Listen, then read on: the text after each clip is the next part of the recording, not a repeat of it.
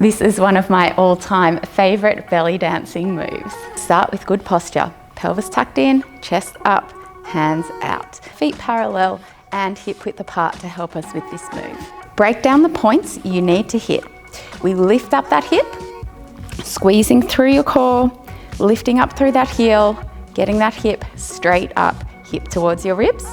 We push out to the side while we're still up. We come down while we're still out and back in.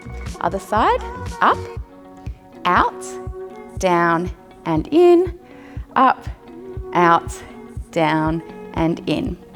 3, smooth it out. Still hitting each of those points, squeezing through those muscles to get that height. And finally, practice it fast and slow with your favorite music. Are there any points you're still struggling with your Maya? Let me know in the comments. Master your belly dancing horizontal figure 8s in 4 easy steps. 1, start with good posture. Feet hip width apart, pelvis tucked in, chest up. It's really important that our feet are hip width apart for this one. It'll help us get the move. If our feet are too close together, it's going to be very hard to move your hips. You can bring them out wider if you want to do a little bigger ballet style. 2, break down the move. We're bringing our front hip to the front corner, pushing it out to the side, then coming to the back corner. Other hip slides across to the front corner and to the back corner. Front corner, back corner, front corner, back corner. 3, smooth it out.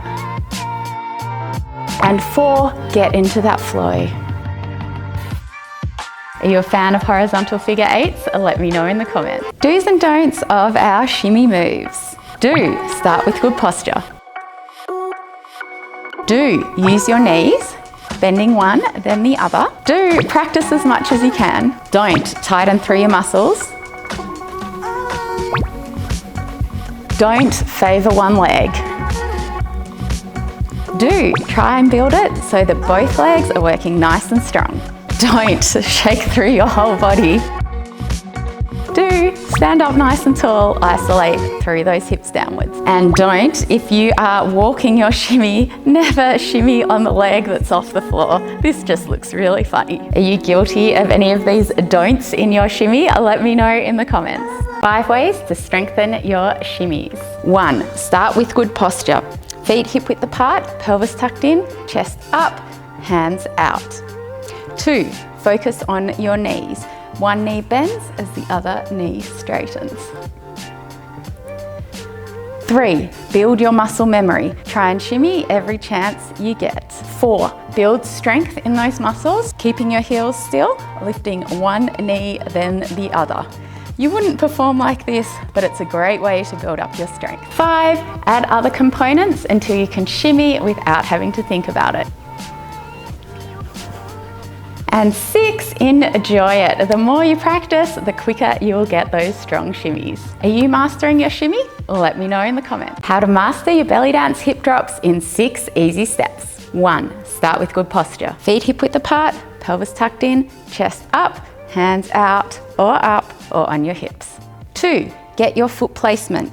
Even though your feet are hip width apart, we keep that hip width distance as we bring one foot about a foot in front. This is going to help you get that hip up. 3, lift up through your core. We're bringing our hip towards our ribs, keeping our posture nice and tall, keeping that heel up the whole time on the leg we're doing the hip with. 4, accent on the down beat. We sneak up, drop strong. Sneak up, drop strong. 5, try and catch the beat. And 6, add some layers.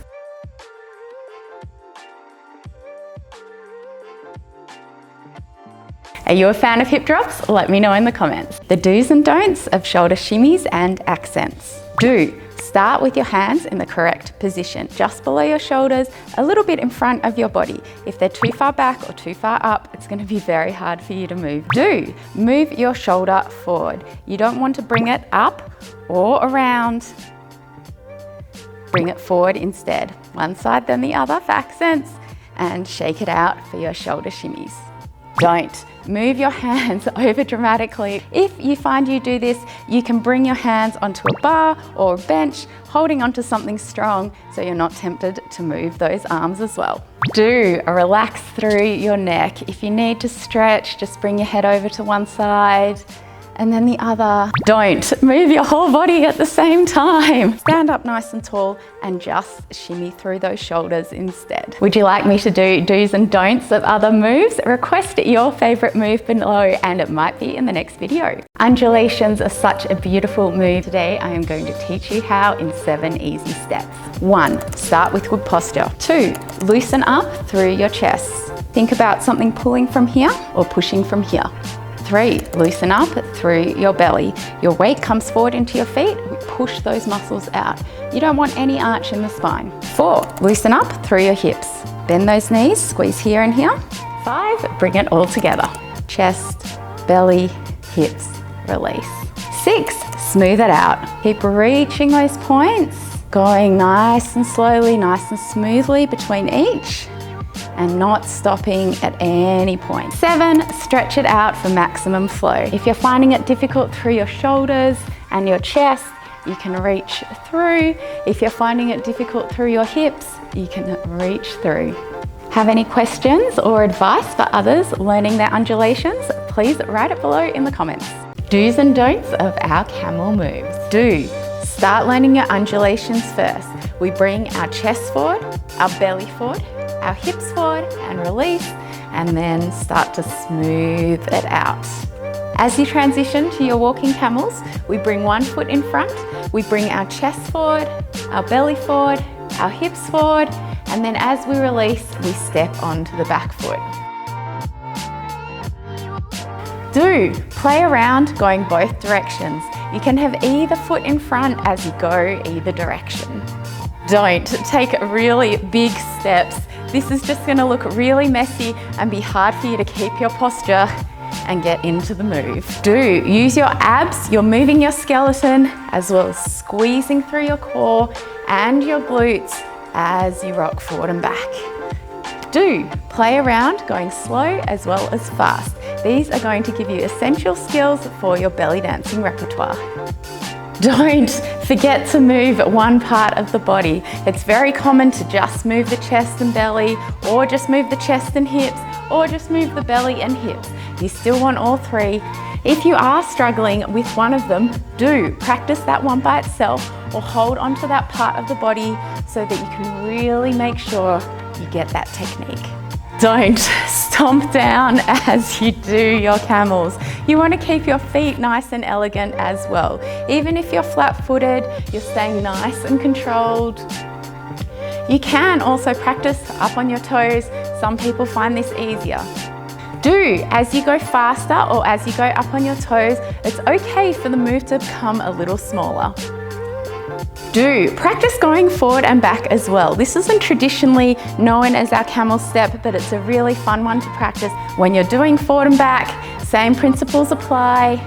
We bring our weight onto the front foot as we bring our chest, belly, hips forward, and as we step back, we're coming to neutral.